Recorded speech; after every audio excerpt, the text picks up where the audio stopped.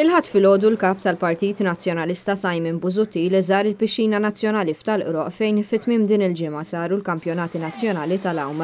F'dawn il-kampjonati ħadu sehem 220 għawiem u għawiema. Simon Busuttil iltaqa' mal-President tal-Aquatic Sports Association Joe Karwanakarin u mal-għawwiema li parteċipaw fis-sessjoni tal-ħadd filgħodu u ltaqa' wkoll mal-coaches mill-5 clubs li ħadu sehem kif ukoll ma' ġenituri raba tal-għawwiema. Dan l-istazzjon tkellem ma' xi wħud mill-parteċipanti li kissru records nazzjonali jew li kważi kissru records f'dawn il-kampjonati. When I went on national record, it was fun to look back at the stand and see all the Sirens fans, swimmers, everyone cheering. It was just like a really big family atmosphere, so I really love it. Loads of fun. Li ksirt 200 breast kienet fraħtu ovvjament. I mean, esperjenza sabiħa kienet. Tamel national record ma' team, vera esperjenza tajba u wara vera jħossok tajb. I almost broke a national record, but I've been chasing it for a whole year.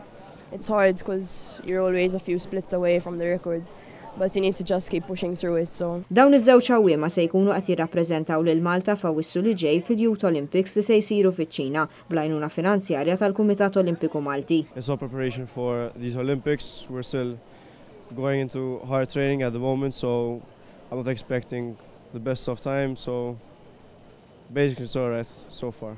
Since we're going hard training, we're not prepared to perform fully in these races. We're going to prepare fully for China. Tkellimna wkoll mal-coach u ex-għawwiema Gail Rizzo dwar il-preparazzjoni u taħriġ li jagħmlu l-għawwiema għal dawn il-kampjonati. Sport tal-għawm għandek bżonn ħafna disciplina trejnjaw darbtej kuljum. It-tfal jiġu qabel l-iskola fis-6 ta' filgħodu jerġgħu jiġu wara l-ofsinhar. Ġifieri għandhom qisu 3 sigħat għawm kuljum u mbagħad ikollhom land work, ikollhom xi gym work ukoll. Ġifieri tkun dixxiplinat ħafna biex ikoll tlaħħaq mal-istudju mal-għawm ukoll. Lejn tmiem iż-żjara tiegħu Simon Busuttil ippreżenta l-medalji lill-għawwiema.